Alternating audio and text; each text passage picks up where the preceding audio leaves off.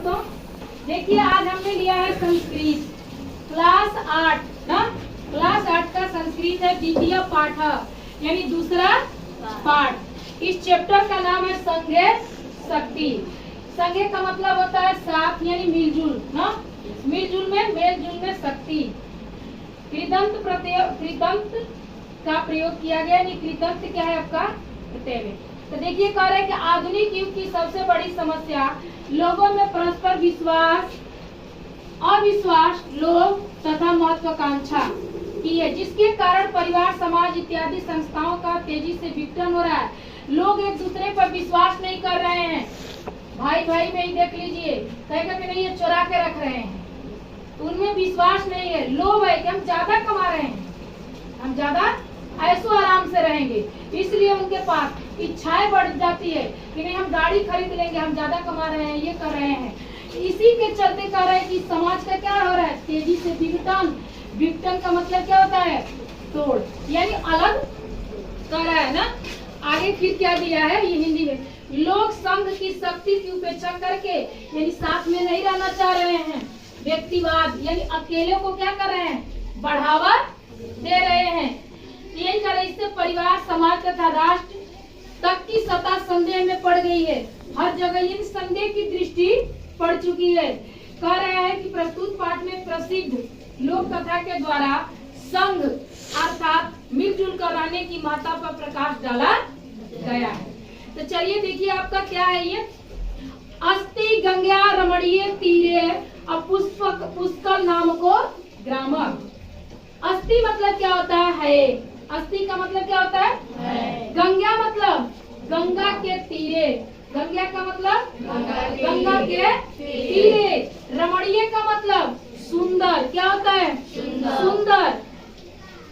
पुष्कर नाम को यानी पुष्कर नाम का, यानी गांव का नाम क्या था, पुष्कर।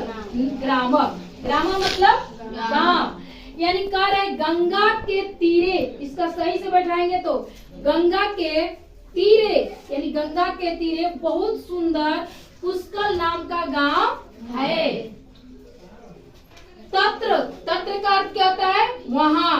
तत्र का मतलब वहां। अब बहुत धन संपन्न, बहुत सारे धन थे उनके पास।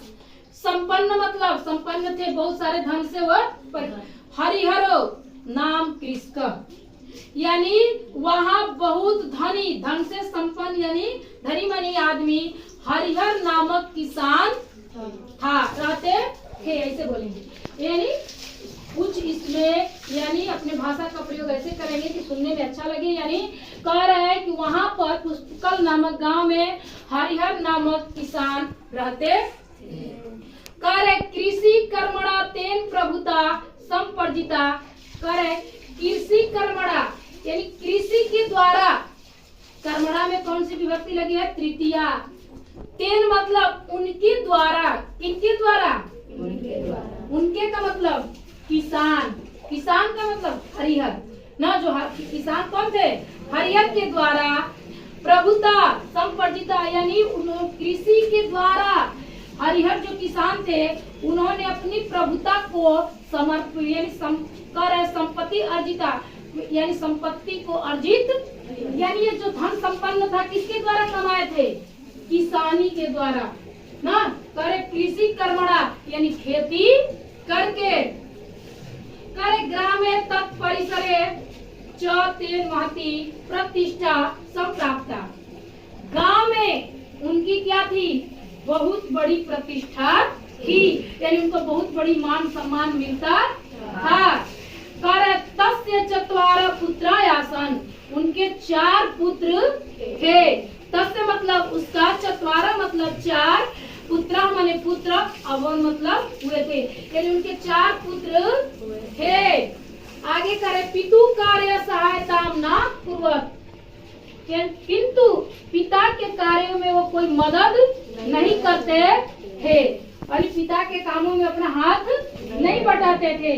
प्रत्युत कह रहा है कि प्रति ऐसे कह रहा है कि इसको क्या कहेंगे, प्रति नहीं इति, प्रति मतलब एक होता है, इसी में इस प्रकार परस्परम नित्यम कलहन्ते, वे लोग प्रतिदिन लड़ाई झगड़ा करते रहते थे।